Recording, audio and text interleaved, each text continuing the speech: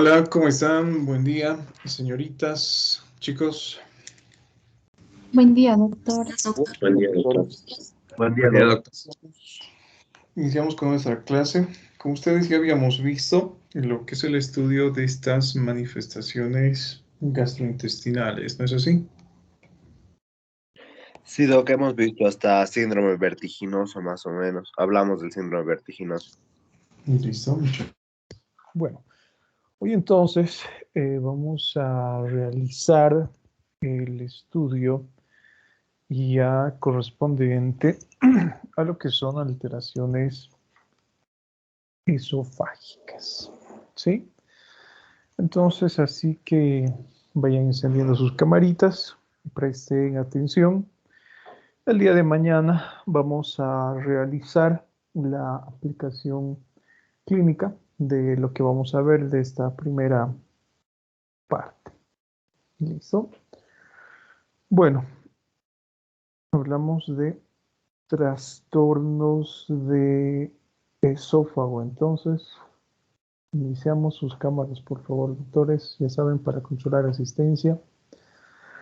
Bueno, cuando hablamos de trastornos de esófago, doctores, las alteraciones pueden ser congénitas, las alteraciones pueden ser adquiridas, las alteraciones pueden ser debido a alteraciones funcionales, pueden ser debido a alteraciones estructurales o puede existir lo que es un defecto mixto, ¿no?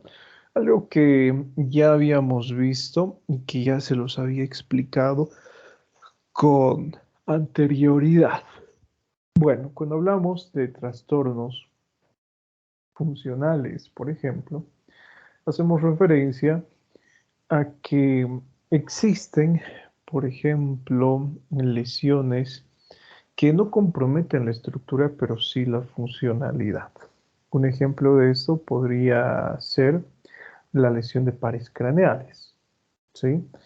Que en este caso tienden a influir sobre lo que es la masticación, sobre lo que es la propulsión de alimentos desde la boca hacia el orofaringe, sobre el proceso deglutivo, etcétera. Si ustedes se dan cuenta, no existe lo que es una alteración de la estructura gástrica o del canal gastrointestinal como tal, pero sí existe alteraciones en la motilidad, debido a la lesión neurológica, ¿no? Como bien ya habíamos hablado con anterioridad.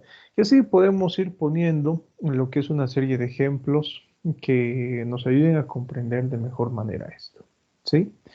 Cuando hablamos de alteraciones, por ejemplo, que se denominan estructurales, como dice el nombre, el defecto se encuentra propiamente en lo que es la estructura. En este caso hablamos, por ejemplo, de las estenosis, ¿no?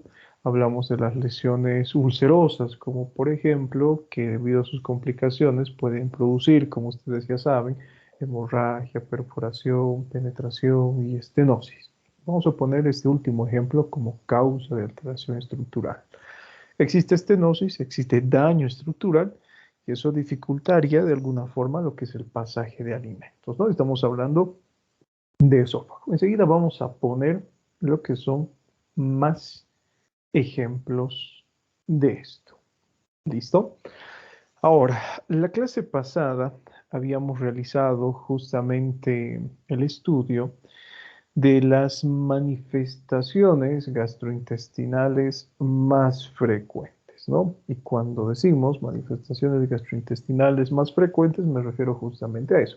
Las más frecuentes que son compartidas por diferentes estructuras y que pueden encontrarse en diferentes patologías, como ya habíamos visto en nuestras clases de semiología, ¿no? Les había puesto el ejemplo: una gastritis, una enteritis, una pancreatitis, una hepatitis, por ejemplo, presentan como manifestaciones principales lo que es el dolor. Entonces, a ver, doctores, recordemos un poquito cuáles son esas manifestaciones gastrointestinales más frecuentes.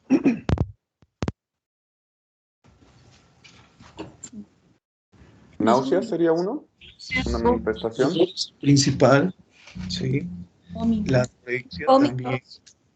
Habíamos hablado del náuseas, habíamos hablado de los vómitos, por ejemplo, ¿no? Que son manifestaciones compartidas de todas estas estructuras que forman parte del sistema gastrointestinal. Pero les había mencionado que a medida que vayamos justamente realizando el estudio de patologías orales, esofágicas, gástricas, intestinales, vamos a ir estudiando lo que es una mayor cantidad de manifestaciones clínicas, ¿sí? Entonces, en esófago tenemos manifestaciones clínicas que son muy sugestivas y que sugieren justamente lo que es alteración esofágica, ¿sí? Entonces, a ver, ya vamos complementando un poquito con las otras materias, especialmente con semiología. ¿Qué alteraciones, qué síntomas, perdón, en este caso podrían sugerir lo que es lesión esofágica? Odinofagia o disfagia. La Disfagia. disfagia, la odinofagia, la pirosis, podría ser, sí, más adelante vamos a ver, cuando hablemos de lo que es la enfermedad por reflujo gastroesofágico, está bien, disfagia, odinofagia, que probablemente son las más reconocidas, ¿no? Cuando hablamos de disfagia, definamos esta. ¿Qué es? A ver, María Isabel, ¿usted qué ha mencionado? Es Disfagia y odinofagia. la dificultad o el dolor al tragar. Vanessa, a ver, adelante. Eh, Nayeli. Es la dificultad de deglutir. Es la dificultad para deglutir, ¿sí? Disfagia. Y odinofagia llegaría a ser, en este caso, dolor al deglutir, ¿sí? Ya me voy adelantando entonces al caso clínico que van a realizar el día de mañana, que es acalasia. Es una alteración que puede llegar a ser estructural, que puede llegar a ser funcional, es una combinación de ambas. Podríamos decir que es más funcional que estructural, que justamente cursa con ese tipo de manifestaciones, que es justamente la disfagia y la odinofagia. Bueno, cuando hablamos de disfagia, miren, podemos decir que se define como una sensación de obstrucción o adherencia del alimento desde su paso por la boca, faringe o esófago.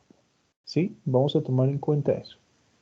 Sensación de obstrucción. ¿Listo? Sensación de obstrucción.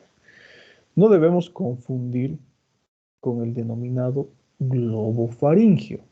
El globo faríngeo es la sensación de atascamiento de una masa en la faringe. Pero para no confundirnos, porque pueden parecernos iguales estas definiciones, vamos a decir que disfagia es dificultad para deglutir. Así de simple. ¿Listo? Y el globus faríngeo, en este caso, llegaría a ser esa sensación de atascamiento a nivel de la faringe. Entonces, ¿por qué es importante reconocer esto? Porque la disfagia, bueno, podríamos decir, es un término que a menudo se utiliza para incluir otras manifestaciones que surgen debido a la dificultad deglutoria. Les pongo el ejemplo de lo que es afagia. ¿Qué será afagia? Incapacidad total para la deglución. Una incapacidad total para deglutir, ¿no? En este caso, cuando hablamos de afagia, miren, como el nombre nos dice, existe dificultad completa para deglutir. Entonces, en este caso, el alimento no puede pasar a través de lo que es el canal, ¿no? En este caso, esofágico, que es lo que estamos hablando, ¿sí? ¿Ustedes qué creen? ¿Que esto produce lo que es una obstrucción esofágica completa o parcial? Si el paciente pierde la capacidad para deglutir. Completa. Completa, ¿no? Entonces ya vamos a ir relacionando justamente esto. Si mi paciente pierde la capacidad para deglutir de forma total, el proceso obstructivo será completo, así como ustedes lo han mencionado. ¿Listo? Bueno, este tipo de alteración, pregunta, ¿representará lo que es una emergencia médica o no? Sí. Si es que existe Sí. obstrucción completa, ¿sí? Sí. Existe, entonces no esa necesidad de llevar a mi paciente al servicio de emergencias justamente para evitar cualquier tipo de complicación que probablemente pueda llegar a ser mortal. Entonces, ustedes se dan cuenta ese término disfagia que les he mencionado, sensación de obstrucción, también es correcto, ¿no? Pero solamente que en este caso, tomando en cuenta lo que nos había dicho Nayeli, es esa dificultad deglutoria. El paciente presenta dificultad deglutiva, pero la deglución se lleva a cabo de forma retardada, de forma, podríamos decir, anormal, pero se lleva a cabo en caso de disfagia. En caso de afagia, no, ¿sí? Bueno, odinofagia, no vamos a confundir con lo que es disfagia. Odinofagia hace referencia a la deglución dolorosa y a menudo coexiste con lo que es la disfagia. ¿Listo? Entonces ya sabemos qué es esto. Ahora, bueno, cuando hablamos de la disfagia, que es una de las manifestaciones más frecuentes que sugieren alteración de la deglución, se caracteriza por un curso anormal del alimento. Y enseguida vamos a ver cuáles son las manifestaciones clínicas. Debido a que el alimento no puede transportarse de forma normal a través de la boca y de la orofaringe, el paciente ya como manifestaciones clínicas puede presentar, podríamos decir, dificultades para controlar el bolo alimenticio. O el paciente podría presentar lo que es la regurgitación de alimento por las fosas nasales. O en situaciones mucho más graves, el paciente podría presentar lo que es la denominada broncoaspiración laríngea y también lo que es la broncoaspiración pulmonar durante la deglución. Y otro dato clínico asociado que es frecuente de encontrar en estos pacientes que presentan disfagia es la fagofobia. ¿Qué será la fagofobia? Temor a comer. Temor a deglutir. ¿Listo? Temor a deglutir. ¿Y por qué creen que el paciente presenta temor a deglutir? Les pongo un La ejemplo. misma. Ah, perdón. Bueno, mientras ustedes van pensando, ¿no? Existen varias situaciones que hacen que el paciente presente disfagia, ¿no? Como les había mencionado, o las alteraciones pueden ser funcionales o las alteraciones pueden ser estructurales. Son grandísimas las causas de disfagia, tanto orofaringia, tanto esofágica, etc. Y entre estas causas, ustedes seguramente habrán estudiado, por lo menos a manera de cultura general, ¿no? Que aquellas personas que lamentablemente sufren de rabia presentan hidrofobia, ¿sí? Yo alguna vez, miren, cuando era niño, cuando tenía unos 5 años, 8 años, escuchaba un término, ¿no? que era frecuente, que era hidrofobia. Entonces le preguntaba a mi madre, ¿qué es hidrofobia? ¿Por qué dicen que estas personas que tienen rabia tienen hidrofobia? Y ella me decía, es que son personas que tienen miedo al agua. Entonces yo en mi ignorancia pensaba que estas personas que sufrían de rabia tenían miedo a bañarse, ¿sí? Y lo he asociado con los perritos porque tenía, bueno, en aquel entonces mascotas a las cuales les bañaba y no les gustaba bañarse. Entonces yo decía, el perro también tiene hidrofobia. ¿Será que mi perro tiene rabia? Bueno, ¿por qué les comento esto? Porque una de las causas justamente para que exista disfagia es la rabia, ¿sí?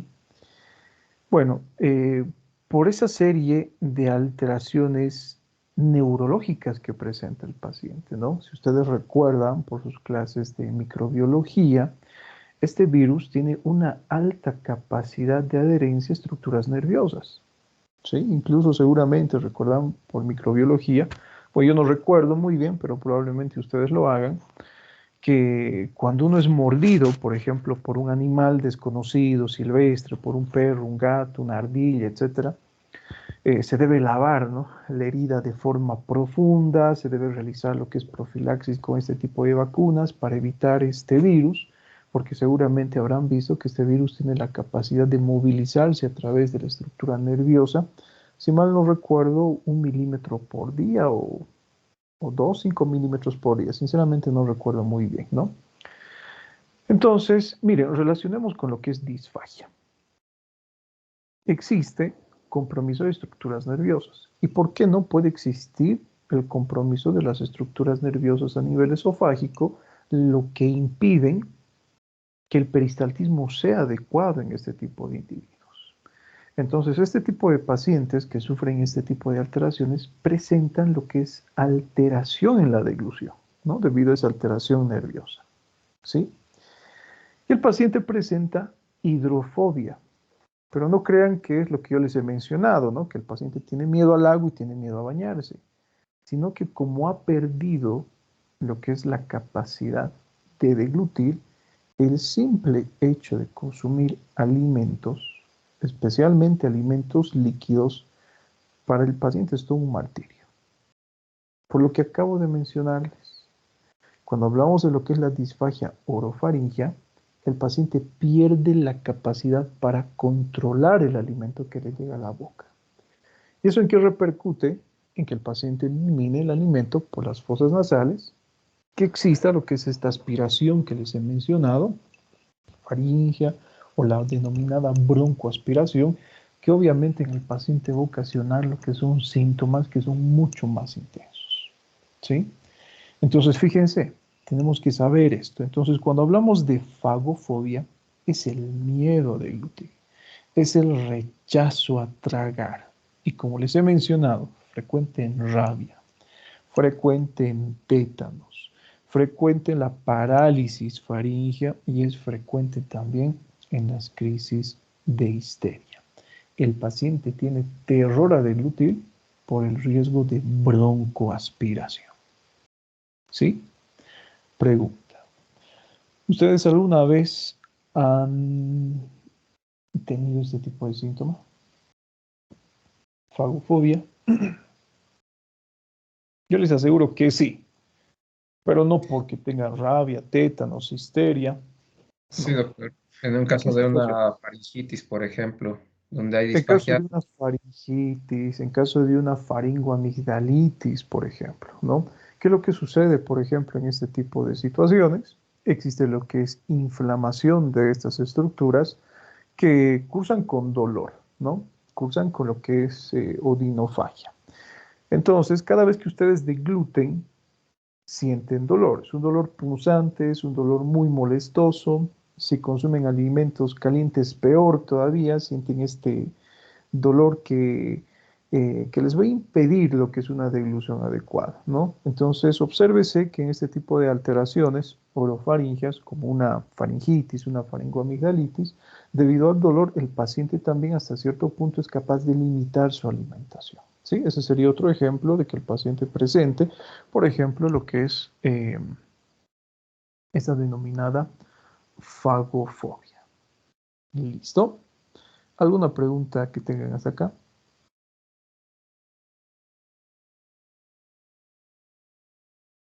No, ninguno. Yo les pongo otro ejemplo. Miren, hace varios años atrás, cuando tenía 15 años, eh, realizaba mucha actividad física. Y entre la actividad física que realizaba era practicar boxeo, practicar kickboxing y practicar deportes de contacto, ¿no? Entonces, en alguna ocasión, se vi invitado para participar en lo que es un torneo sudamericano en nuestro país. y resulta, bueno, que en plena competencia me fracturo la mano, ¿sí? Bueno, ¿no? La denominada fractura del mal boxeador todavía, no imagínense, cuarto y quinto metacarpiano. Tiene una fractura expuesta. He sido sometido a un procedimiento quirúrgico bajo anestesia regional. Sí, no me han hecho dormir. Pero recuerden lo que hemos visto en nuestras clases de semiología. Debido a los fármacos anestésicos, el paciente presenta una serie de respuestas que son absolutamente comprensibles y están relacionadas con el fármaco, ¿no? Recuerdan lo que les he mencionado, el denominado hilo posoperatorio. Estos fármacos tienen una gran capacidad de relajar lo que es justamente el funcionamiento del tracto digestivo. Bueno, durante todo el procedimiento quirúrgico he estado despierto, me realizan la colocación de clavos en mis huesos y bueno, después de unas cuantas horas, después de 3, 4 horas de haber realizado el procedimiento quirúrgico, me voy a casa. ¿Sí? Viene mi madre a recogerme y tenía hambre. Bueno, un día antes estaba sin comer, ¿no? Por indicaciones del procedimiento quirúrgico. Entonces tenía mucha hambre. Vamos a comer después del procedimiento quirúrgico. Como les digo, habían pasado 3 horas. Y al momento de comer, siento lo que es algo llamativo. He podido sentir cómo el bolo alimenticio se movilizaba desde mi boca hacia mi estómago. Así como ustedes oyen, de forma literal, he podido sentir. No se siente eso, ¿verdad? Cada vez que nosotros deglutimos, no deberíamos tener ese tipo de hipersensibilidad. Ese tipo de hipersensibilidad en el esófago, bueno, generalmente se acompaña de lo que es adherencia del alimento a una porción del canal digestivo. Y esto sugiere lo que es obstrucción. ¿Qué es lo que ha sucedido en esta situación? Debido al fármaco que han usado, ha existido lo que es disminución de lo que es la motilidad del canal digestivo y como les digo, así literal, doctores, podía sentir cómo se movía el bolo alimenticio a lo largo de mi esófago. Y he presentado en aquel entonces lo que es una sensación de adherencia. Justamente recuerdo y le digo a mi madre, oye, ¿sabes qué? Siento que se me tranca la comida acá. Y ella me dice, no te preocupes, debe ser debido a la cirugía, debe ser debido, no sé, que habrán usado en ti, o puede ser que estés nervioso, primera vez que te sometes a un procedimiento quirúrgico, bueno, tantas cosas, ¿no? Que ha tratado de explicar. Bueno, yo seguía comiendo y le decía, no, sigo sintiendo esa sensación de adherencia acá. ¿Y qué creen que ha pasado? Al cabo de unos segundos, como les comento, no he comido ni 3 cucharas, ¿sí? A la tercera he vomitado. Ese es un ejemplo también de disfagia, porque esa sensación de adherencia que les estoy mencionando sugiere lo que es un proceso obstructivo. ¿Y por qué existe ese proceso obstructivo? Porque existe en este caso lo que es dificultad para deglutir alimentos. Entonces, si ustedes están prestando atención, doctores, miren que tenemos que prestarle gran importancia al relato que nos da nuestro paciente. Realizar lo que es el diagnóstico de disfagia, que puede ser un diagnóstico, ya me voy adelantando, o puede considerarse un síntoma de una manifestación mucho más grande, como el caso de acalasia. ¿Listo? ¿Cómo se hace el diagnóstico? A través de la historia clínica. Así de simple. ¿Sí? El 80% del diagnóstico se logra a través de una historia clínica muy bien redactada. El 20% restante, bueno, del diagnóstico se logra a través de los estudios complementarios. Pero si ustedes han prestado atención a estos ejemplos que les he mencionado, esa sensación de adherencia, esa sensación de obstrucción que les he mencionado, esa sensación de miedo al deglutir alimentos, ya nos pueden indicar esa dificultad deglutoria debido a diferentes situaciones. ¿Comprendido, doctorcitos? ¿Sí? Entonces, continuamos. Todavía no nos vamos a meter a la parte de disfagia, que como ustedes observan, tenemos diferentes tipos de disfagia basándonos en el proceso fisiopatológico. Justamente la fisiopatología toma la anatomía para describir de mejor manera lo que es la disfagia. Y como nosotros observamos, la disfagia puede ser bucal u oral, puede ser faríngea y puede ser esofágica. Pero antes de meternos de lleno a lo que es el estudio de disfagia, necesariamente nosotros debemos conocer lo que son algunos aspectos fisiológicos de la deglución. ¿Sí? Entonces recordemos la parte de anatomía y recordemos la parte de fisiología. ¿Cómo es que se realiza el proceso de deglución? A ver, recuerden, ¿cómo es que se inicia? Bueno, la deglución tiene... A ver, adelante, Cristian.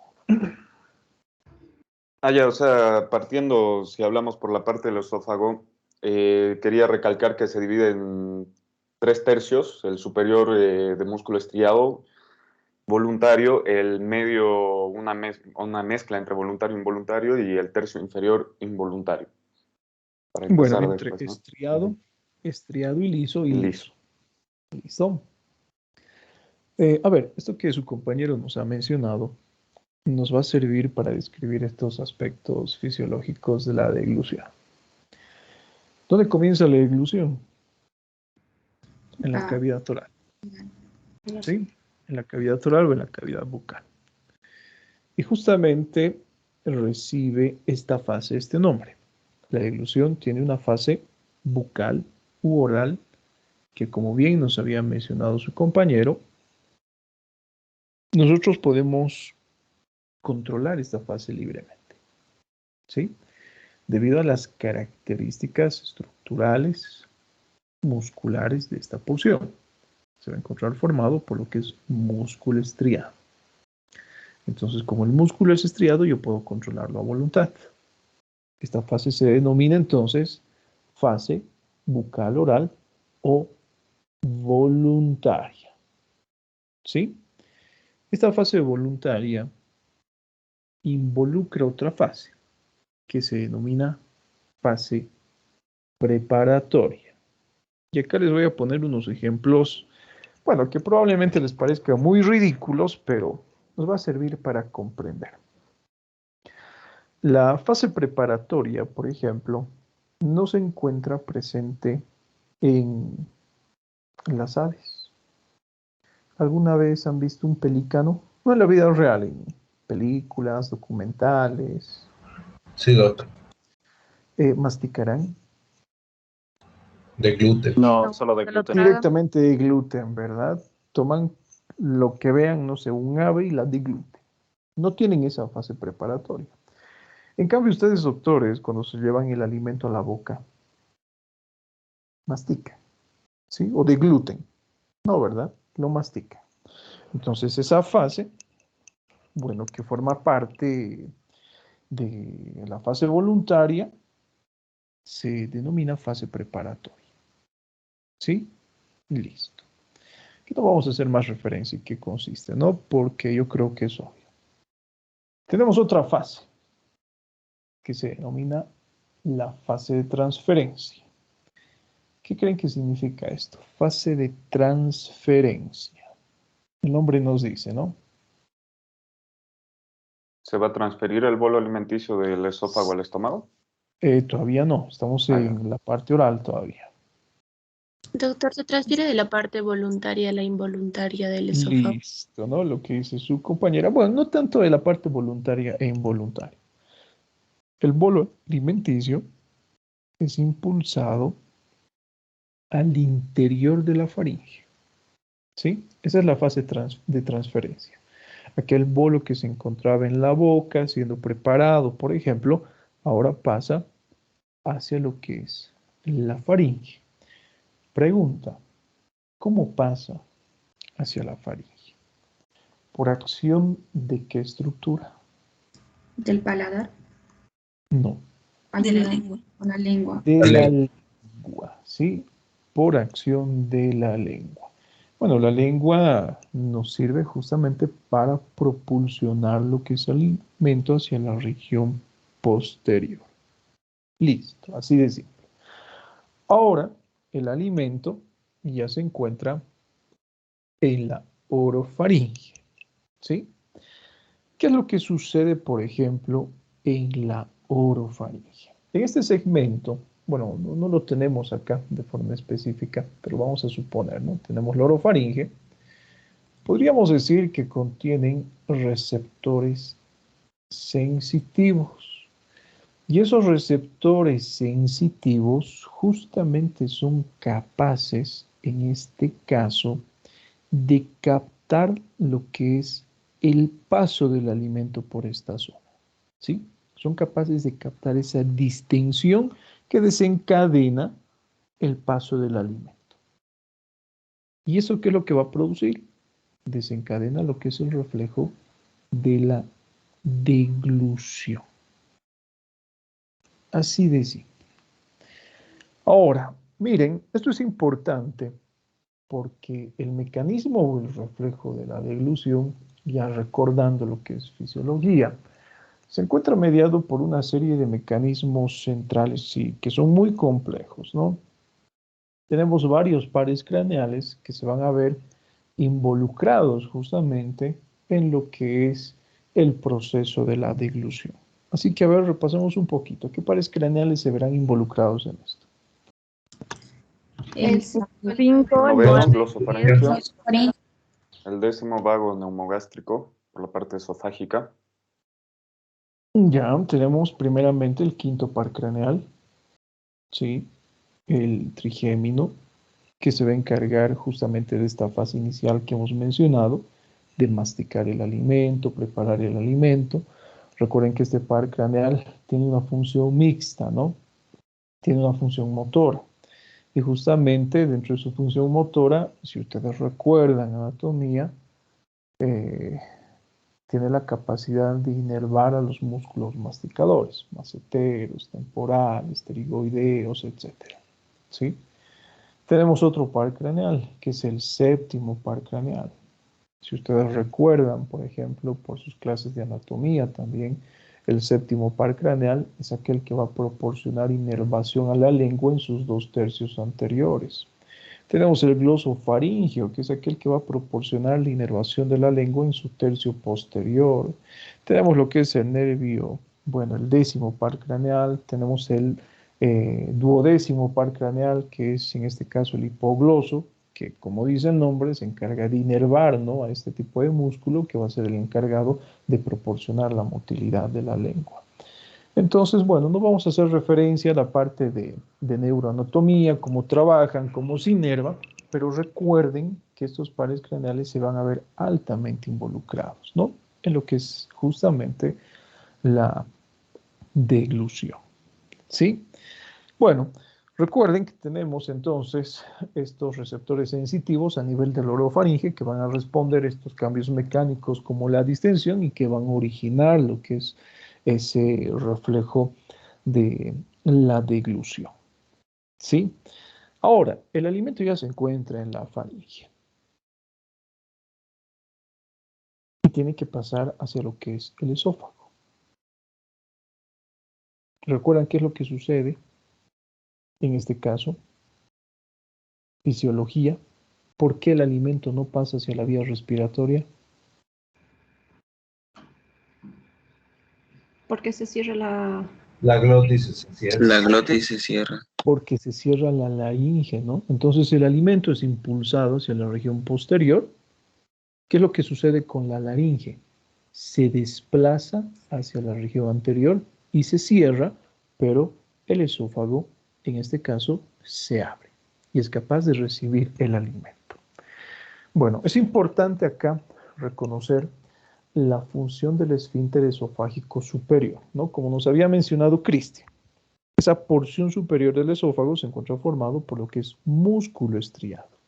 Entonces, ese movimiento de apertura o este proceso que yo acabo de mencionarles, como les he mencionado al inicio de la clase, corresponde a lo que es una fase voluntaria. Nosotros podemos controlar eso cada vez que uno lo requiera. Listo. Así de simple. Ahora, hablemos un poquito de esófago y adelantándonos a otras alteraciones que vamos a estudiar más adelante.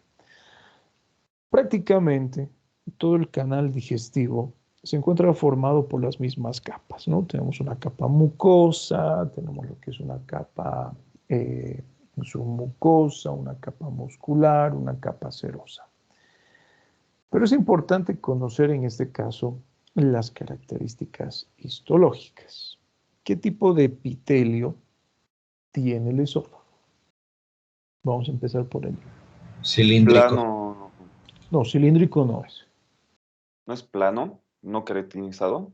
Plano, estratificado, no queratinizado. ¿Sí? Ese es el tipo de epitelio. ¿Qué tipo de músculo tiene? Estriado en la porción superior, una mezcla de estriado y liso en el tercio medio y lo que es liso en su porción inferior. ¿Por qué es importante conocer esto? Porque el esfínter esofágico superior es una estructura 100% anatómica. ¿Sí? A diferencia del esfínter esofágico inferior, que no es una estructura anatómica, es una estructura funcional. Bueno, ¿por qué decimos que el esfínter esofágico superior es una estructura anatómica? ¿Recuerdan por qué músculos está formado el esfínter esofágico superior?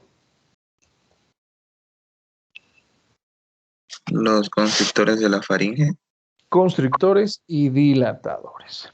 ¿Sí? ¿Cuáles son los constrictores? Cricofaringio y el constrictor inferior de la faringe. Listo, así, bien hurtado, ¿no? Y los dilatadores, los suprayoideos, el genoyoideo, por ejemplo. Y es importante tomar en cuenta también su inervación. Estos músculos constrictores que les he mencionado se encuentran inervados por el nervio vago y los dilatadores por el 12º par craneal, también por el 5º y también por el 7º. Entonces, nuevamente les pongo el ejemplo. Nótese, doctores, cómo todo se relaciona. La anatomía, la fisiología, la fisiopatología. Cualquier alteración neurológica de estos pares craneales. Cualquier alteración en la anatomía de estas estructuras que hemos mencionado, en la funcionalidad de lo que acabamos de observar, sugiere la aparición de lo que es disfagia. ¿Listo? Bueno, ahora, ya a manera de terminar este breve repaso, seguramente en sus clases de fisiología, ustedes habrán visto que existen diferentes tipos de peristaltismo, ¿sí? A nivel del canal digestivo. Tenemos el peristaltismo primario y tenemos lo que es el peristaltismo secundario. ¿Qué es el peristaltismo primario? La contracción que se produce en reacción a la deglución se conoce con el nombre de peristaltismo primario. Este repaso que les he dado hace algunos minutos, esa contracción que responde a la deglución en síntesis, peristaltismo primario. Ese peristaltismo primario, para que entendamos lo que es acalasia, comprende la inhibición seguida de contracción. Es algo que les había mencionado con anterioridad cuando hemos realizado el estudio de motilidad. Mientras una parte, les había mencionado, del tracto digestivo se relaja, la otra se contrae. Existe lo que es inhibición, contracción, inhibición, contracción, inhibición, contracción, ¿sí? Esas son las características del peristaltismo primario. Ahora, otro término que es importante recordar, que también nos va a servir para el estudio de acalasia, es la denominada inhibición deglutiva. ¿Qué es la inhibición deglutiva? Es aquella inhibición que antecede a la contracción peristáltica. ¿Sí? Es esa inhibición que antecede a la contracción peristáltica. Si ustedes se dan cuenta, vuelvo a repetirles, esto ya lo hemos visto en clases pasadas. Una parte se inhibe y la otra se contrae. Y les había mencionado en aquella ocasión que este movimiento es necesario, porque sin este tipo de movimiento no existe propulsión de los alimentos. Entonces, en la acalasia falla lo que es la inhibición deglutiva. ¿Sí? No va a existir lo que es esa inhibición que antecede a la contracción. Va a existir lo que es una desorganización de la motilidad y esto no propulsiona los alimentos. Esto hace que el alimento quede estancado en lo que es el esófago. ¿Comprendido, doctores, hasta acá? Con estos términos, no quiero que se me enreden. ¿Alguna duda o pregunta? Ninguna. El peristaltismo secundario, Doc. El peristaltismo secundario hace referencia a lo que es una distensión local, pero cuando existe alimento residual, ¿sí? Justamente se desencadena lo que es este movimiento secundario para eliminar lo que es ese alimento residual que permanece en lo que es el esófago, ¿sí? Entonces, ahora sí, hablamos de lo que es disfagia. Ya conocemos, ya sabemos qué es la inhibición deglutiva, etcétera, ¿verdad? Les había mencionado que desde el punto de vista fisiopatológico, con base en el sitio anatómico, la disfagia puede ser bucal, oral, faríngea o puede ser esofágica. Ahora, el transporte del alimento a través de lo que es el canal digestivo depende del tamaño del bolo, depende del diámetro de la faringe, depende de la fuerza de contracción esofágica y depende de lo que es la inhibición deglutiva. La inhibición deglutiva, como ustedes pueden observar en la diapositiva, incluye la relajación normal de los esfínteres esofágicos, superior e inferior, durante la deglución. Acá ponemos algunos ejemplos simples. De esto depende que exista un pasaje adecuado del bolo ingerido. Yo les aseguro que en muchas ocasiones probablemente ustedes han consumido un bolo alimenticio de gran tamaño. ¿Sí? ¿Qué es lo que sucede con su capacidad de deglución? ¿Se ve afectado o no se ve afectado? Se ve afectado, disminuido. Presentan lo que es disfagia, ¿no? En este caso ustedes pueden sentir esa sensación de adherencia, de obstrucción e incluso lo que es dolor retroesternal, ¿no? Entonces depende de todos estos factores que hemos mencionado.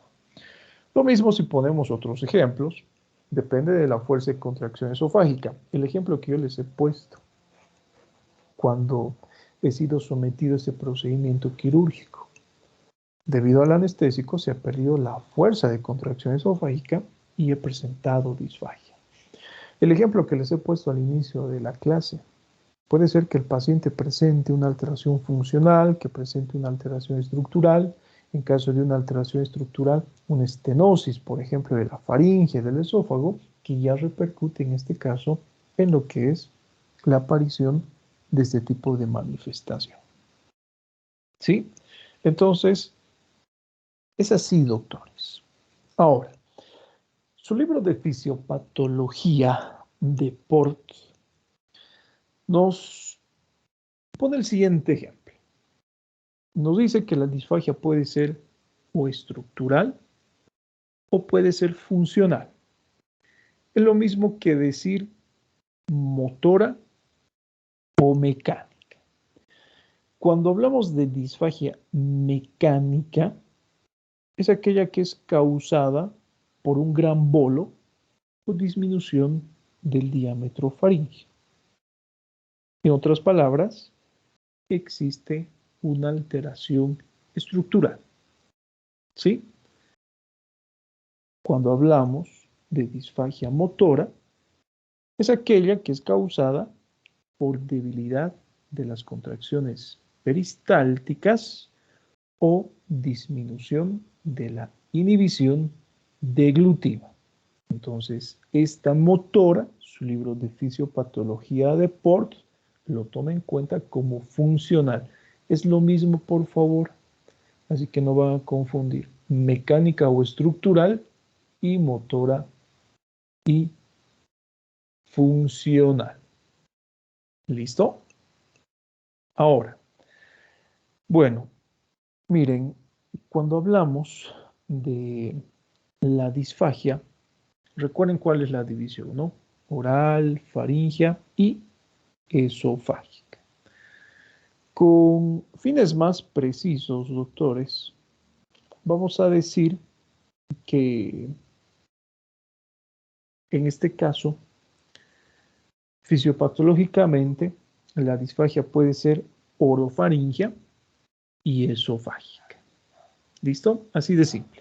Bueno, antes de que me olvide, miren, cuando hablamos de lo que es esta alteración motora, que ya sabemos que es causada por debilidad de las contracciones peristálticas o disminución de la inhibición deglutiva, origina, como ustedes observan, contracciones no peristálticas y disminución de la relajación de los esfínteres. Recuerden lo que les he mencionado hace algunos instantes, ¿no? Son algunos puntos claves. La inhibición deglutiva incluye lo que es la relajación del esfínter esofágico superior e inferior. Entonces, ya avanzando en el estudio de acalasia, observen que existe disminución de la inhibición deglutiva. ¿Eso qué quiere decir? Eso quiere decir que se va a originar esas contracciones que no van a ser sincrónicas, por lo tanto no se va a poder propulsionar el alimento de forma adecuada y no se van a relajar, en este caso, estos esfínteres, especialmente el esfínter esofágico inferior. Y por eso el paciente tiende a almacenar alimento en lo que es la estructura esofágica, que es una manifestación clínica y que se hace evidente también a través de los exámenes radiológicos. ¿Sí? Tomemos en cuenta eso. Bueno, hablamos de la disfagia oral y faríngea u orofaringia. Observen, se encuentra vinculada con la formación y control deficiente del bolo. Y también se encuentra vinculada con lo que es una mayor permanencia de alimento en la faringe. Bueno, cuando existen estas alteraciones, el paciente presenta el escape de alimento por la boca. O puede ser que el paciente presente demasiado tiempo de alimento en la boca. Les había puesto un ejemplo, si ustedes recuerdan, ¿no? De un niño que había asistido a la consulta por una alteración cardiovascular. Se desmayaba, sufría palpitaciones, etc. ¿Sí? Y les había comentado qué es lo que había dicho la mamá en aquella ocasión. Había llegado tarde porque el niño siempre tardaba en deglutir sus alimentos. ¿Sí? Entonces, vuelvo al ejemplo. El 80% de la historia clínica hace el diagnóstico. Este niño presentaba una manifestación clínica que ha pasado por alto la madre e incluso otros profesionales. Probablemente no le han dado importancia, ¿no?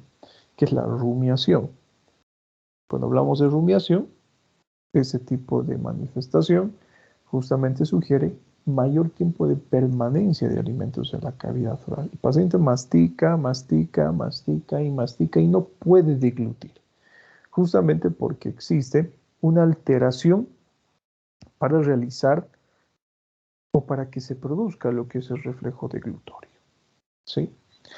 Yo les aseguro que también este tipo de pacientes, como presentan este tipo de alteración deglutiva, ese proceso que hemos mencionado, donde la lengua propulsa el alimento hacia la región posterior, mientras en este caso la glotis se dirige hacia la región anterior y se cierra y se abre el esfínter esofágico superior, se ve alterado en estos pacientes, porque al no desencadenarse los reflejos de deglución, la glotis permanece abierta y no se dirige hacia la región anterior.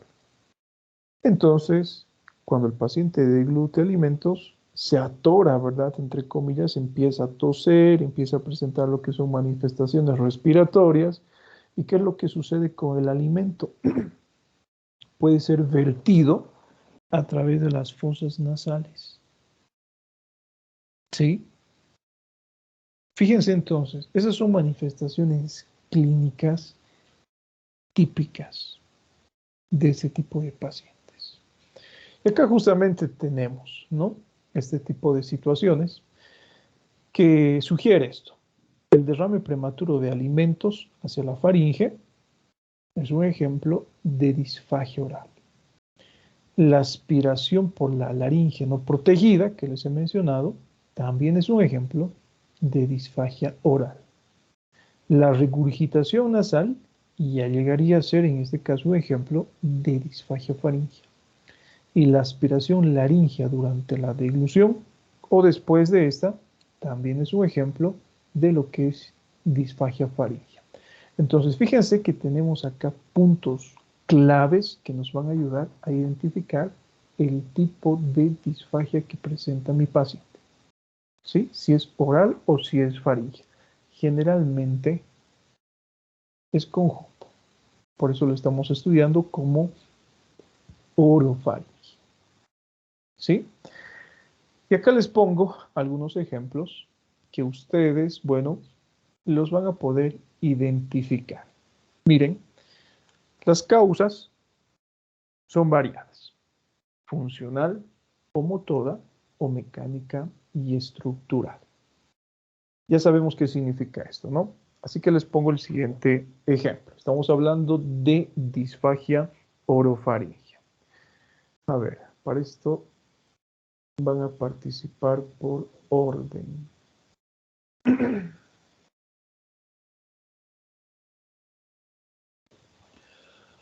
A ver, Carmen Victoria Vélez, para ver si ha comprendido esto. Supongamos que tenemos un paciente ancianito que presenta un estado de demencia. Es frecuente en ellos la disfagia. ¿A qué tipo de disfagia orofaringea usted cree que corresponde a este tipo de situación? ¿Será mecánica o será motora? ¿Sería motora por debilidad de las contracciones peristálticas? Sí, es motora. ¿Alguna vez han visto cómo mastica un ancianito? No todos, ¿no? Pero yo les aseguro que muchas veces. Y acá les pongo el ejemplo de una colega. Les había mencionado que en el hospital tengo una colega que es muy capísima, ¿no? Nada se le escapa.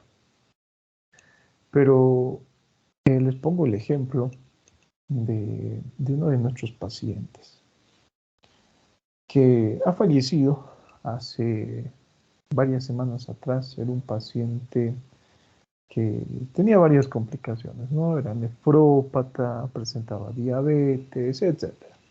En fin, falleció el señor. Bueno, esa mi colega me dice, mira qué pena, se ha muerto este pacientito.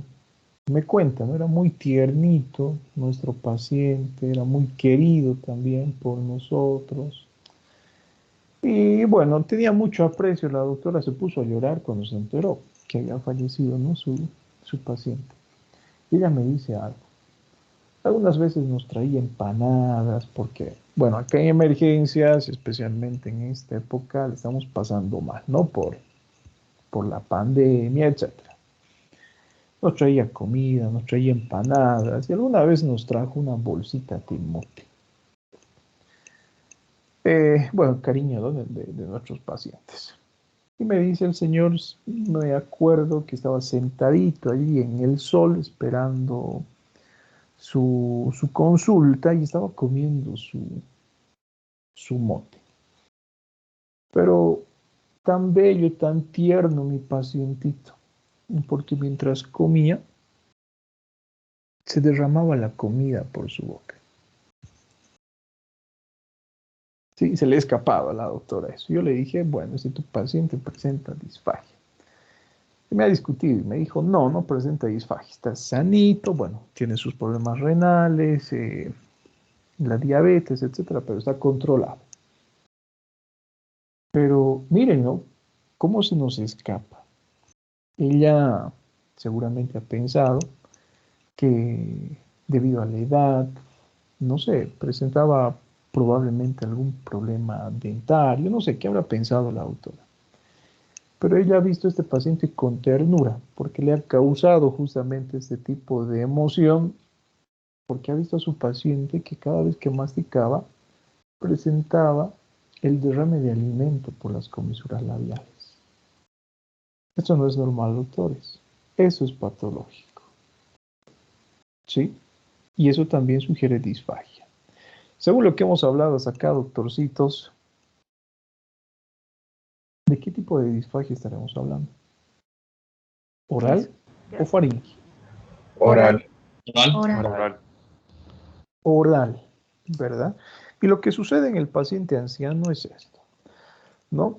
Bueno, ya es una persona que tiene cierto recorrido, ¿sí? Y es una persona que todos sus sistemas, todas sus estructuras están siendo debilitadas por el paso del tiempo.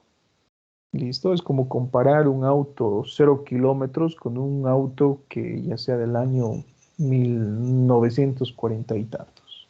¿Sí? Obviamente el rendimiento no va a ser el mismo. Existe lo que es degeneración de estructuras neurológicas que son típicas encontrarse a esta edad y esto obviamente produce lo que es una disminución de la motilidad peristáltica.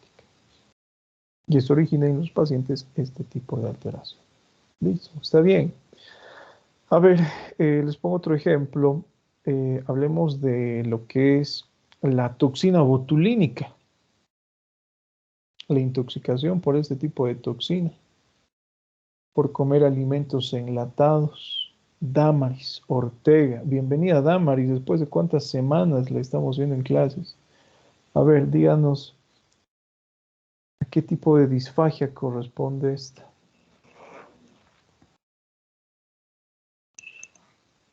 Doctor, Adelante, Damaris, le doctor, escuchamos. sí, ahora sí, la disfagia botulínica podría ser No, por toxina botulínica, no hay disfagia por, botulínica. por toxina botulínica, podría ser por una disfagia oral. No, mecánico motor, estamos en eso. Motora, Es también motor. Sí, ¿por qué? porque no podría masticar por la dureza que presentaría. No. A ver, ¿por qué, Adrián? Llegaría a ser motora porque la toxina botulínica tiene una predilección para afectar al componente nervioso. Entonces, al afectar el componente nervioso también está involucrado la contracción esofágica. Ya el peristaltismo esofágico, está mejor eso, ¿no? A ver, siguiente ejemplo. Hablemos de poliomielitis. Carla José.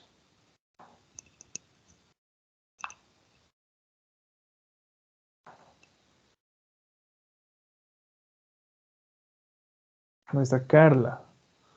Mario. Doctor, sería motora también, porque no También hay sería motor. alteración estructural, sino funcional. Listo. Ayer uno de sus compañeros me pregunta lo siguiente, ¿no?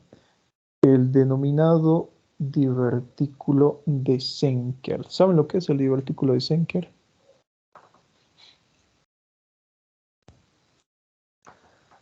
No es ¿Saben un lo que es? divertículo esofágico. a nivel superior. A ver, ¿qué será el divertículo? ¿Saben lo que es un divertículo para empezar? Como una bolsita, si no me equivoco. Como una Como formación bolsita, sacular. como dice su compañera, ¿no? Vamos a tomar en cuenta eso, bolsita, se asemeja a un saco, entonces es una dilatación sacular. El divertículo de Zenker es un divertículo esofágico, ¿sí? Existe esa dilatación sacular a nivel del esófago. Entonces, tiende a formarse lo que es un defecto a manera de bolsa, ¿no? Para que ustedes comprendan, ya dentro de poquito, bueno, no, todavía falta un montón. Vamos a estudiar la denominada diverticulitis, ¿sí? Por ejemplo, pero vamos a hablar también de divertículos esofágicos. Este es el esófago, por ejemplo, que tiene esa característica, tiene que ser así una estructura, pero existe lo que es la formación de una dilatación sacular a manera de bolsa, como han mencionado ustedes, ¿sí? Divertículo de Zenker. Llegaría a ser una causa de qué tipo de disfagia. Mecánica. Mecánica o estructural, ¿no? Porque el efecto es estructural. Les pongo el siguiente ejemplo. A ver, algo que nos ha mencionado su compañero al inicio de la clase.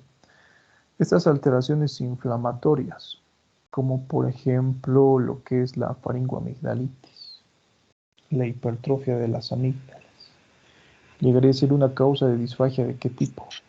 Mecánica. Mecánica. Vamos a suponer que tenemos un estudiante de medicina de tercer año que ha reprobado la materia de fisiopatología, semiología. No le va a servir de nada hacer instancia porque solamente está permitida hacer de una, creo, no, de dos. Farmacología también ha reprobado este estudiante, ¿sí? Ha perdido el año. Va a ser cuarto año del 2023. Y bueno, es tan dramático que trata de suicidarse, ya no quiere vivir. Y consume lo que es soda cáustica. Esto va a producir disfagia. ¿De qué tipo será? Motora. ¿Por qué motora? Estaría la soda cáustica afectando el sistema nervioso. ¿Podría ser mecánica? ¿Puede existir defecto estructural? Sí, También. por Podría fricción. ser, doctor, por el mismo daño estructural que puede ¿Sí? producir. Puede ser ambos. Puede ser una alteración mecánica y puede ser una alteración motora. Este es un ejemplo de una alteración mixta, ¿no? El ejemplo más característico, recuerden, es la acalasia, de alteración funcional y estructural. Pero en este caso podría ser ambos. Primeramente se producirá lo que es una alteración estructural que producirá estenosis a medida que pasa el tiempo, pero también es capaz de lesionar lo que es la estructura nerviosa del esófago. Entonces el paciente muchas veces de manera inminente presenta también lo que es una alteración funcional. Pero más que funcional es mecánica, porque el daño inicial sería estructural. ¿Listo? Y así, doctores, podemos ir poniendo una serie de ejemplos que, fíjense, son fáciles de relacionar, ¿no? Si es mecánico-motora. Que justamente nos ayuden a identificar cuál es la causa.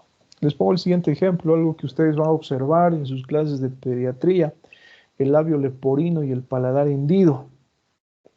¿A qué tipo de disfagia corresponde? Mecánica. Mecánica, ¿sí? Por la ubicación orofaringea, recordemos. ¿Listo? Entonces, bueno, fíjense que existe lo que es una gran cantidad de causas que son capaces de originar lo que son disfagia. ¿Listo? Ahora, esto ya a manera de complementación. Miren que esta fase orofaringea dura 1 segundo, ¿sí? Entonces, como el periodo de duración es corto, es necesario realizar para determinar justamente lo que es este tipo de alteración, un examen que se denomina lo que es la videofluoroscopía deglutoria con bario.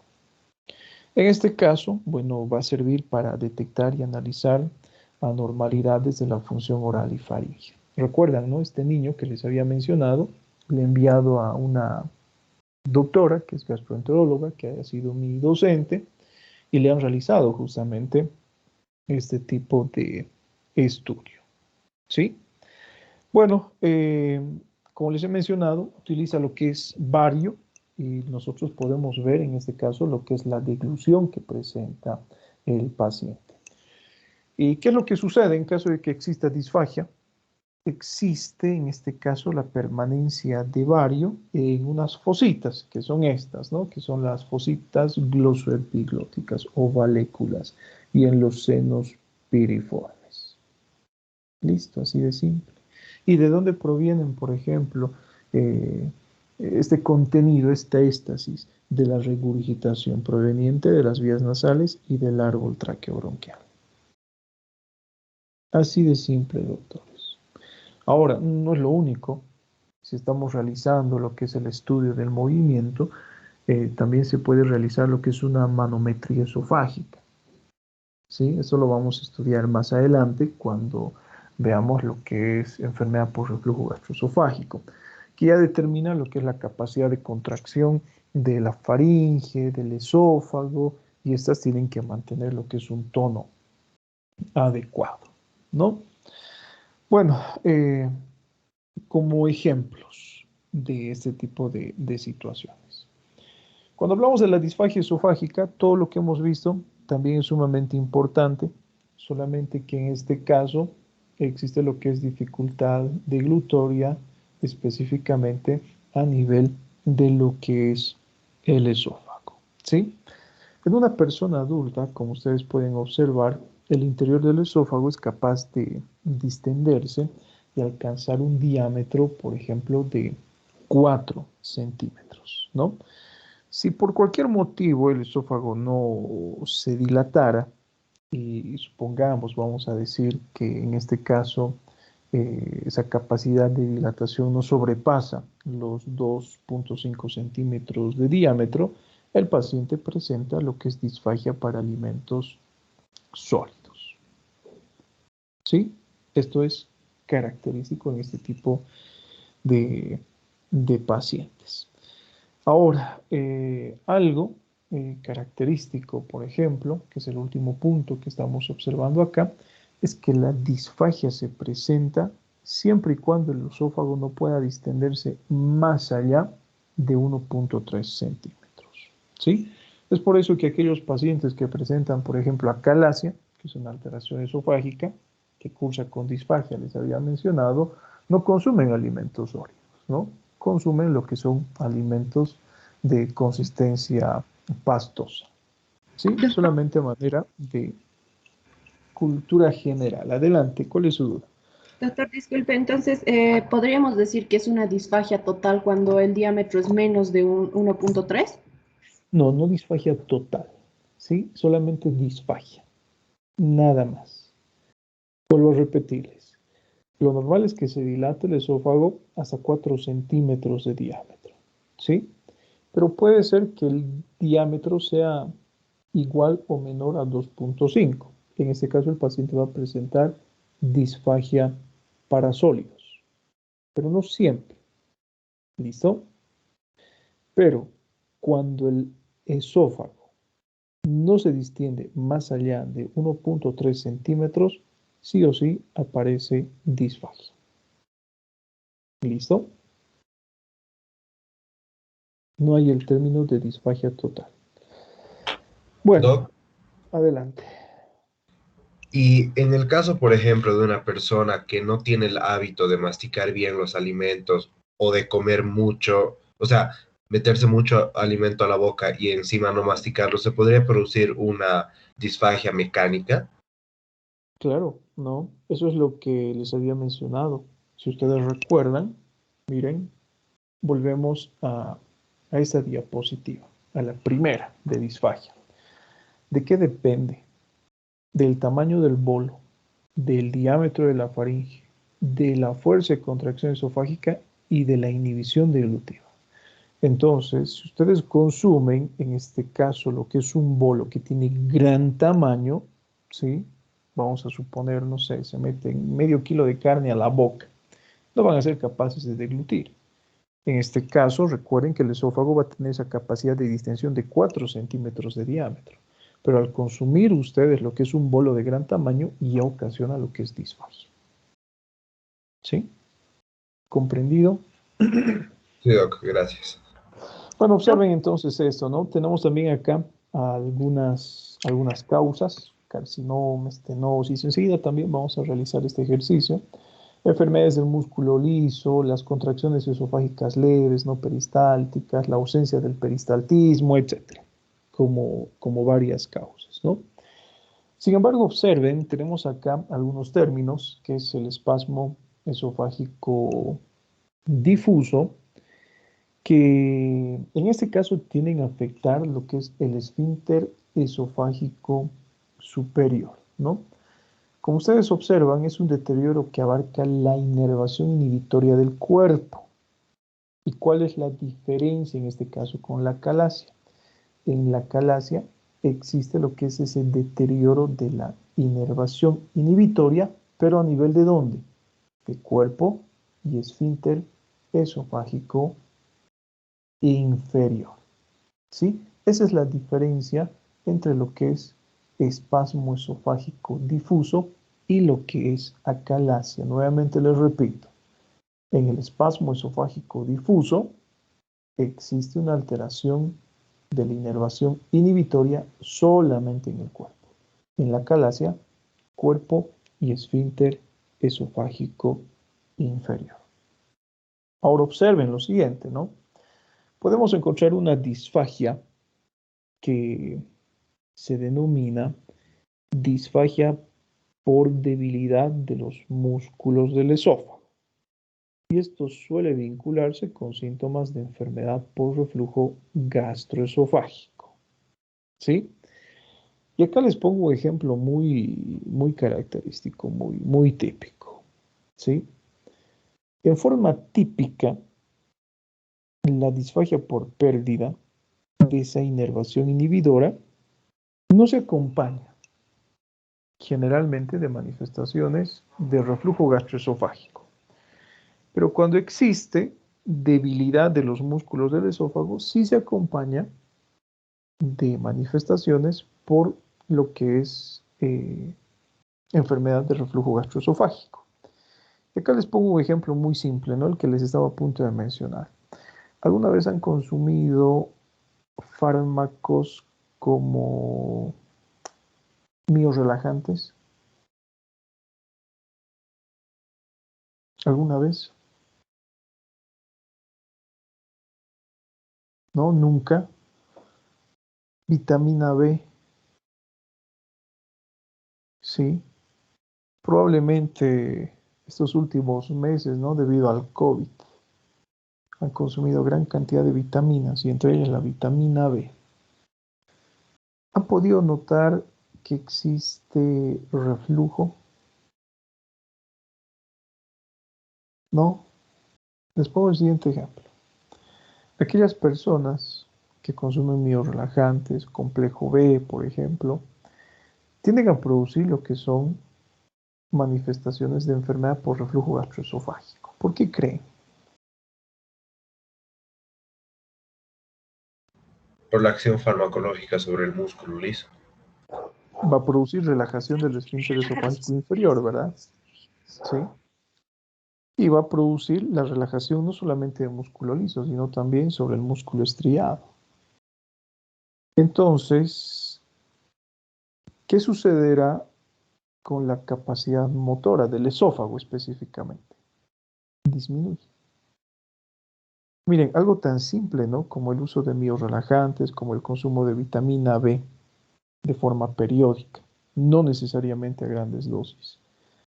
Disminuye el tono del esfínter esofágico inferior y eso favorece a que el contenido gástrico se dirija hacia lo que es el esófago.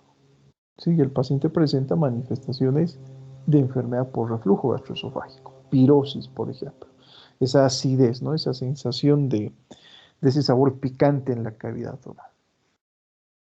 ¿Y qué pasa si el paciente consume alimentos? Como hemos inhibido la contracción peristáltica del esófago debido al consumo de miorrelajantes, existe lo que es, podríamos decir, un mayor tiempo para que el alimento llegue desde la porción superior hacia lo que es el estómago, debido al mismo mecanismo que les he mencionado, ¿no?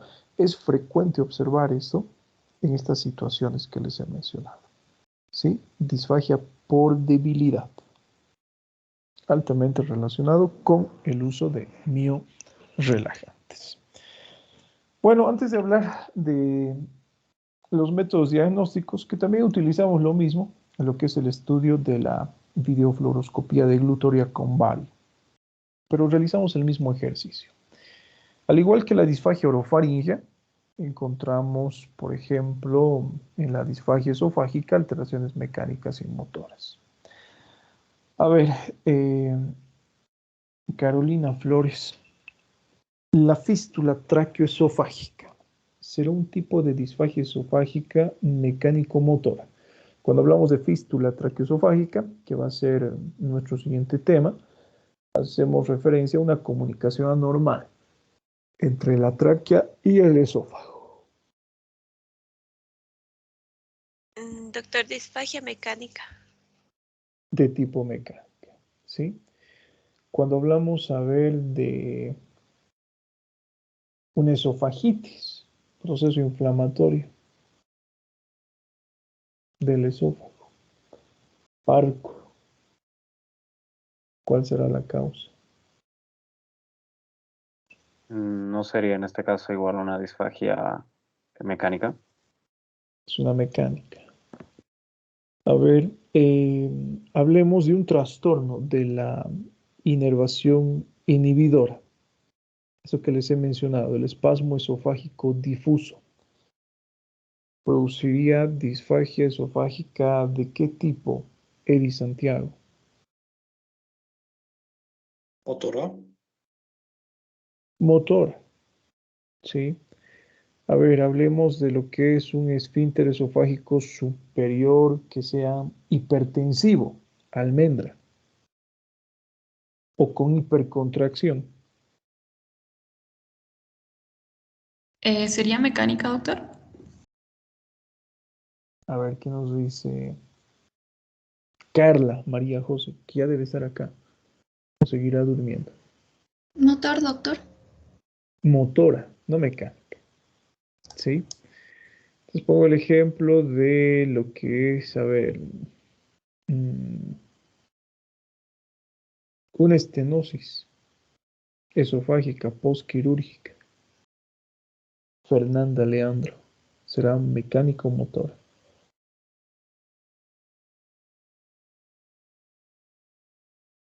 ¿Dónde está? ¿Qué nos dice? A ver. Gardenia. Mecánica. Mecánica. Entonces, tomemos en cuenta, ¿no? Todo esto, doctores. Una de las manifestaciones clínicas, bueno, adicionales a las que hemos visto, el dolor retroesternal. ¿Sí? Recordemos, la exploración física, el interrogatorio, es sumamente importante. Bueno, observemos acá, ¿sí? Los exámenes complementarios. Antes de eso, debemos identificar signos de parálisis vulvar, pseudovulvar, disartria, disfonía, tosis, atrofia lingual e hiperactividad del reflejo masentérico. Eso para realizar lo que es un estudio complementario y adecuado, ¿no? Generalmente coexisten los síntomas laringios y la disfagia esofágica. Se puede realizar como estudios complementarios la videoendoscopía y algo importante que muchas veces pasamos por alto es que el estudio tiene que ser multidisciplinario. Es un tipo de trastorno que no debería solamente ser tratado por la especialidad de gastroenterología. Ustedes, como observan, también debería requerir lo que es una evaluación por la especialidad de otorrinolaringología y neurología, porque son dos especialidades que se encuentran muy capacitadas en lo que es el estudio de estas zonas, ¿no? Y si ustedes se dan cuenta, el estudio es multidisciplinario. El gastroenterólogo tratará los problemas digestivos, por ejemplo. El otorrino, en este caso, identificará si es que existe lo que acabo de mencionarles, ¿no? Esa coexistencia entre disfagia oral, faríngea y esofágica. Y el neurólogo determinará si el defecto es más mecánico, si es más, en este caso, funcional, ¿sí? A través de lo que es una evaluación adecuada de los pares craneales. ¿Listo? Así que recuerden que el estudio tiene que ser multidisciplinario. Bueno, con esto cerramos. ¿Alguna pregunta o duda que tengan hasta acá? Doc, yo tenía una duda. ¿La disfagia se podía diferenciar en topográfica y cuál era el otro, perdón? ¿Cómo así? A ver. Eh, O sea, desde el punto de vista fisiopatológico, tenemos que tomar en cuenta lo que es la anatomía, ¿sí? No hay donde perderse. O es oral, o es faríngea, o es esofágica. Nos basamos desde el punto de vista anatómico para hacer este estudio fisiopatológico, ¿sí? ya, Oral, entonces faríngea y esofágica, sería ¿sí? topográfico nomás, ¿verdad? No, cuando hablamos de topografía hacemos referencia a anatomía. Por eso, a ver, preste atención. Anatómicamente o topográficamente utilizamos justamente esta materia para que dividamos a la disfagia en oral, en faríngea y en esofágica. Esa sería la división anatómica y topográfica, ¿sí? Justamente la fisiopatología toma en cuenta a la anatomía para dividir a la disfagia en este sentido. Oral, faríngea y esofágica. Pero desde un punto de vista, podríamos decir, causal, o puede ser funcional, o puede ser estructural, o también denominado motor y mecánico. ¿Sí? ¿Qué más? Doc, lo que pasa es que en una de sus diapositivas, creo que eso se refiere a mi compañera, se dividía en, decía división de disfagia topográfica y fisiopatológica. Es lo mismo. ¿Sí? Cuando hablamos de topografía, comprendan bien, por favor, hace referencia a la ubicación anatómica del defecto que les he mencionado. Oral, faríngea o esofágica. Esa es la división topográfica o anatómica, como quieran llamarle. Pero fisiopatológicamente utilizamos justamente esa división anatómica para describir la disfagia. La fisiopatología toma en cuenta la anatomía para describir dónde se encuentra el defecto, ¿no? Fisiopatológicamente, si ustedes quieren, funcional o estructural, o motor o mecánica. Así de simple. ¿Sí? ¿Qué más, doctores?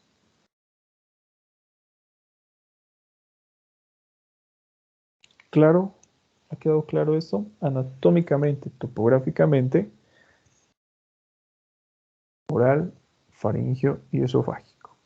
Fisiopatológicamente, mecánico o motor.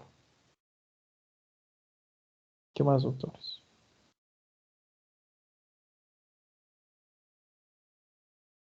Nada más. Bueno, entonces, atentos a la lista, por favor. Bueno, para el día de mañana, a ver, les voy a pedir lo siguiente, ¿sí?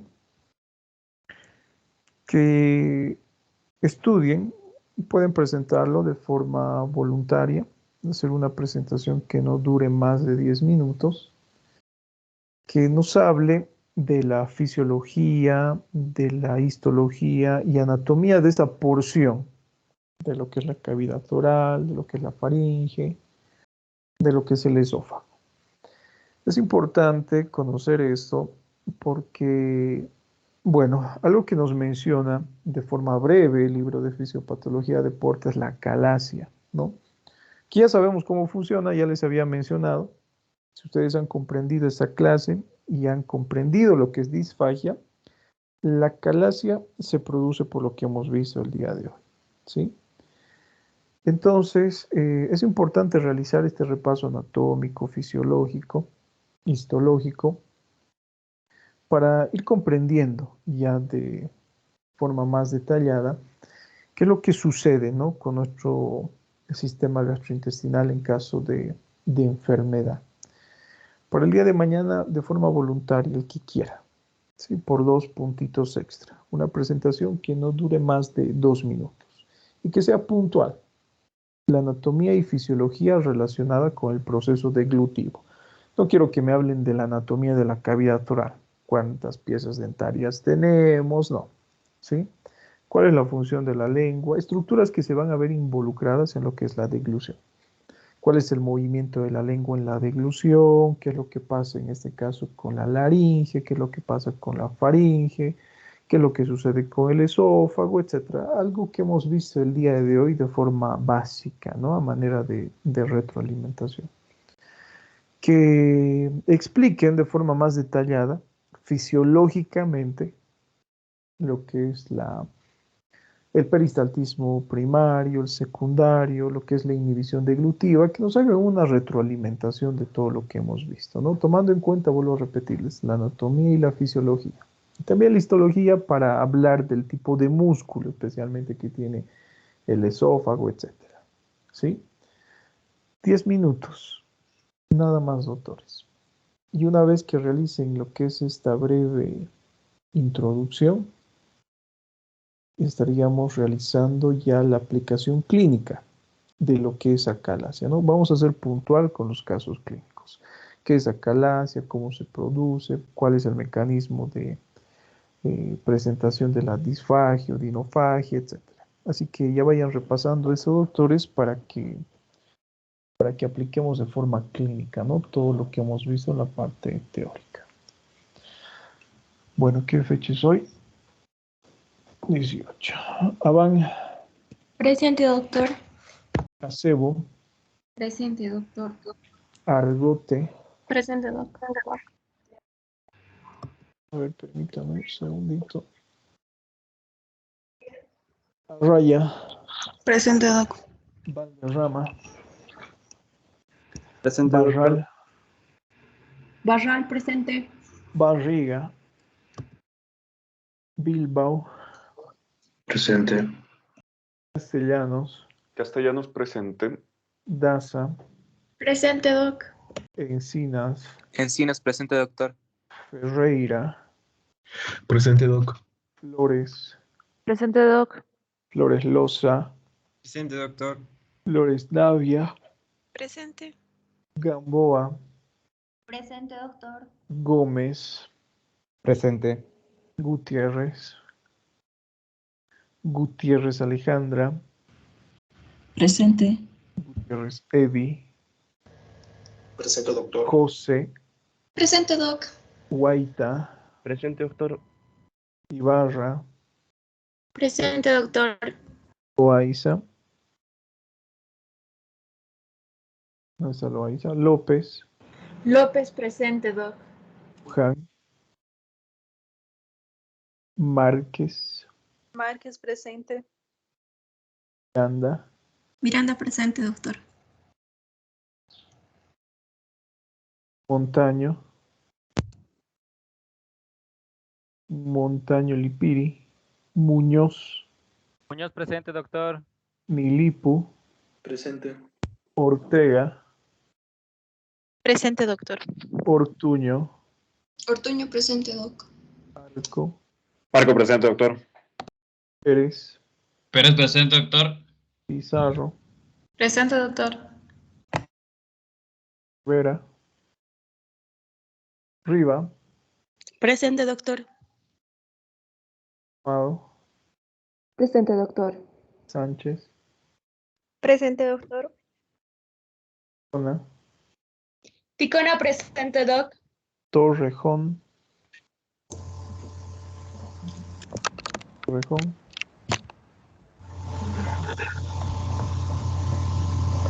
Vaca Flores, Presente, doctor. Velarde, Velarde presente, Doc. Félix, Presente, doctor. Zambrano, Presente, doctor. Morano, Presente, doc. Centeno, Presente, doctor. Hurtado, Presente, doctor. Leandro Presente, doctor. y Achá.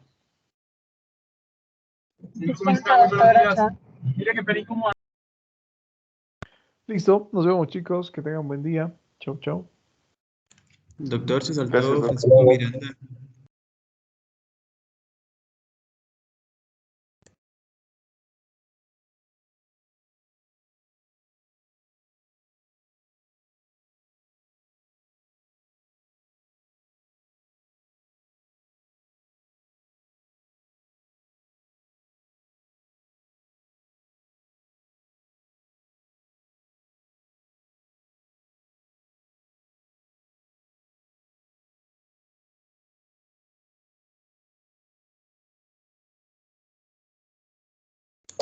Doctor.